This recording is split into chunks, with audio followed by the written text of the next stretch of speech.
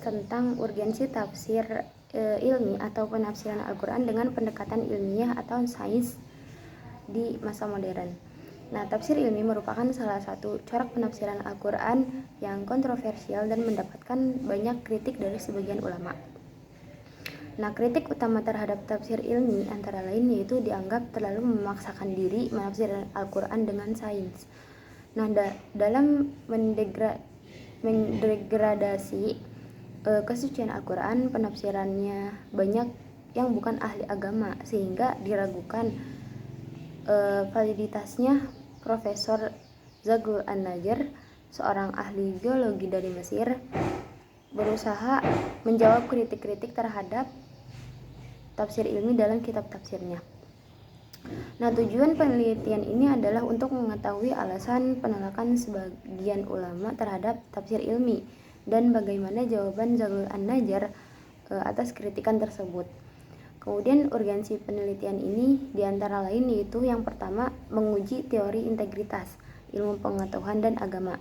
Kemudian yang kedua itu menggali lebih dalam apakah Al-Quran ini bertentangan atau mendorong ilmu pengetahuan. Kemudian yang ketiga memahamkan bahwa Al-Quran perlu ditafsirkan sesuai perkembangan zaman. Nah, metode penelitian yang digunakan adalah kualitatif deskriptif dengan pendekatan analisis teks.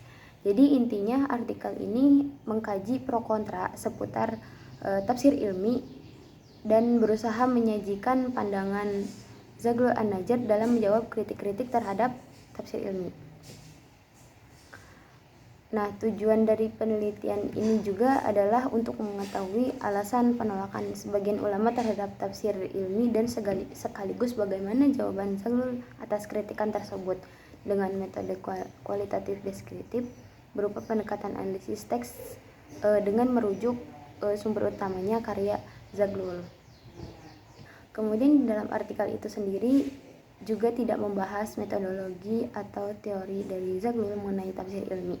Nah, jurnal ini hanya berisikan komentar-komentar atau bantahan Zaghlul terhadap beberapa tokoh yang menolak eksistensinya tafsir ilmi. Untuk selanjutnya saya akan serahkan kepada rekan saya Ahmad Said dan juga Baihaqi. Baik, selanjutnya itu kritik dari pendahuluannya.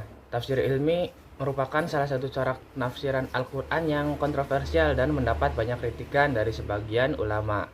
Al-Quran selain memuat ilmu syariah dan tauhid juga dianggap tidak bertentangan dengan akal sehat dan ilmu pengetahuan gitu. Bahkan ada ayat-ayat yang memberikan isyarat untuk teori-teori ilmiah modern. Hal ini membuat beberapa saintis tertarik mengkaji tanda-tanda ilmiah dalam Al-Quran, menghasilkan tafsir ilmi. Menurut An-Najjar, ayat-ayat kauniyah, ayat tentang alam semesta itu tidak dapat dipahami secara sempurna hanya dari sudut pandang bahasa Arab saja gitu, tapi perlu pemahaman ilmiah.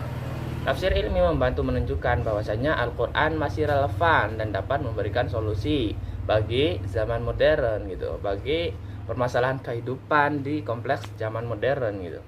Nah, tafsir ilmi bertujuan mengungkap dimensi kemukjizatan Al-Quran dalam bidang ilmu pengetahuan modern. An-Najjar juga berpendapat bahwasannya bahasa Al-Quran sangat kaya dan luas sehingga penafsirannya tidak bisa dibatasi gitu pada satu corak saja. Selanjutnya itu hasil pembahasan. Kritik dari hasil pembahasannya itu terdiri dari beberapa subbab gitu. Yang pertama pendefinisian tafsir ilmi, yang kedua keraguan tafsir ilmi, dan yang ketiga pembelaan Zaghlul An-Najjar pada tafsir ilmi. Pada poin pertama ini awalnya penulis pengamsusian gitu bahwasanya Al-Quran merupakan kitab sholih likulli zaman wal makan gitu. Selanjutnya penulis menyebutkan nama satu dinasti sebagai acuan era tafsir ilmi gitu. Lanjut penulis juga menjabarkan dari kata ilmi gitu dalam tafsir ilmi. Sayangnya penjabaran tersebut menggunakan bahasa Inggris sehingga membuat bingung orang yang belum mengerti bahasa Inggris. Untuk poin yang kedua, penulis menyebutkan bahwasanya alasan dari para tokoh yang menolak tafsir ilmi. Adapun para tokoh yang menolak tafsir ilmi itu disebutkan ada Asyatibi, Asyuyuti, Muhammad Syaltut, Amin Al-Khuli, Binti Syati, dan Muhammad Syakir. Nah, salah satu contoh penolakannya itu berasal dari Asyatibi gitu. Ia mengatakan bahwasanya agama Islam membagi ilmu ke dalam dua klasifikasi saja gitu, yang yaitu ilmu yang benar dan ilmu yang sesat. Selain itu bisa dikatakan tidak ada ilmu lain gitu. Serta beliau juga menambahkan kalau ulama salah tidak pernah bahwa beliau menambahkan kalau ulama salah tidak pernah mengeneralisasikan gitu ilmu-ilmu pengetahuan dengan Al-Qur'an gitu. Untuk selengkapnya teman-teman bisa baca pada halaman 3640 gitu. Nah, pada poin yang ketiga penulis menjabarkan bahwasannya Zaglul terhadap pembelaan Zaglul gitu, terhadap komentar-komentar para tokoh yang menolak. Adapun isi pembelaannya adalah An-Nazar mengatakan itu bahwasanya tidak ada pertentangan antara Al-Quran dengan ilmu pengetahuan. Yang kedua menanggapi pernyataan Bagian selanjutnya adalah membahas kesimpulan dan penutup. Dalam kesimpulannya, penulis sudah mengeneralisasikan pembahasan yang dimuat sebelumnya, yakni memuat kritik Zaglul terhadap mufassir yang tidak sejalan dengannya. Dalam artian menolak eksistensi tafsir ilmi.